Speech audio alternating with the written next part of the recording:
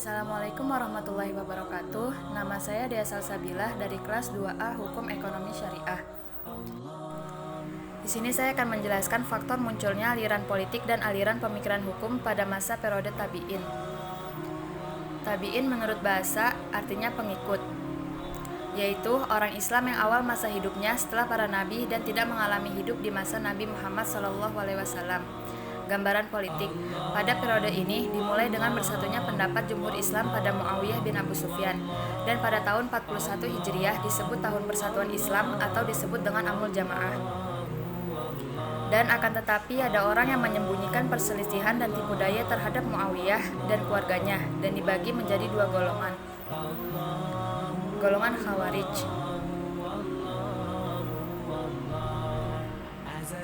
Sebagian besar golongan politik ini mengancam untuk membunuh raja yang zalim dan keluarganya. Sebagian besar mereka berpendapat pemerintahan Islam tidak terbatas dalam keluarga dan orang-orang tertentu. Golongan Syiah. Golongan ini berpendapat pemerintahan Syiah adalah hak Ali dan keluarganya. Dan orang yang merampas hak mereka adalah orang yang benar-benar zalim yang pemerintahannya tidak sah. Politik Muawiyah mendiamkan huru-hara kejiwaan yang menentang golongan kedua, yaitu Syiah terhadap Khawarij. Maka dari itu, selalu terjadi huru-hara yang memerangi persatuan kalimat Islam. Sumber hukum tasyri'. Secara umum, tabi'in mengikuti langkah-langkah penetapan hukum yang dilakukan oleh sahabat dalam mengeluarkan hukum. Dan ada beberapa langkah-langkah, yaitu: langkah pertama, mencari ketentuan di dalam Al-Quran. Langkah kedua, dalam penggunaan as-sunnah sebagai sumber hukum kedua setelah Al-Quran lebih disepakati oleh jumhur ulama.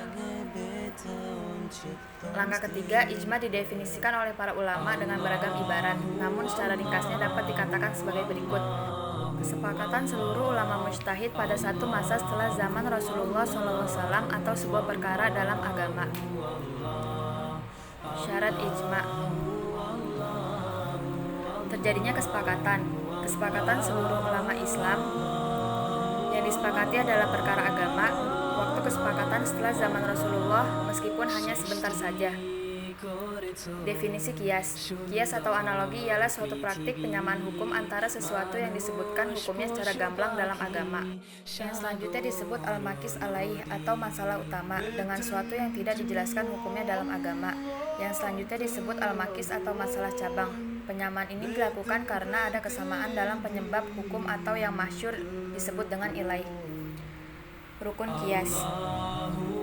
Rukun pertama hukum utama, rukun kedua ilah, rukun ketiga masalah cabang. Ahlul ra'i dan ahlul hadis serta pengaruhnya terhadap tasyri'.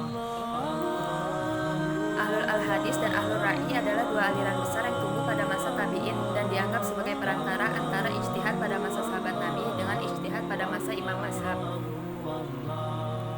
Dua ahli kitab yang masuk Islam pada masa tabi'in yaitu Abu Hanifah yang menjadi ahlul ra'i dan Imam Ahmad yang menjadi ahli hadis. Kemudian pengaruh ahlul hadis dan ahlul ra'i pada masa tabi'in yaitu ahli hadis adalah golongan yang menggunakan riwayat dan sangat berhati-hati dalam menggunakan ra'yu, sedangkan ahlul ra'yu lebih banyak menggunakan ra'yu ditambah hadis. Aliran dan sekte. Adapun aliran dan sekte pada masa tabi'in yaitu sekte Qadariyah. Qadariyah berpendapat bahwa manusia memiliki qadar atau kemampuan sendiri untuk menciptakan perbuatannya tanpa adanya intervensi dari Tuhan. Sekte Murji'ah berpendapat bahwa hukum masing-masing manusia diserahkan kepada Tuhan kelak di hari kiamat. Sekte Jabariyah berpendapat bahwa manusia tidak memiliki qadar sama sekali, baik perbuatan buruk maupun perbuatan baik. Sekte Mu'tazilah berpendapat bahwa Al-Quran adalah makhluk ciptaan Tuhan yang bersifat baru, sedangkan tauhid menurut Mu'tazilah yaitu Tuhan itu Maha Esa. Sekian penjelasan dari saya, semoga bermanfaat. Wassalamualaikum warahmatullahi wabarakatuh.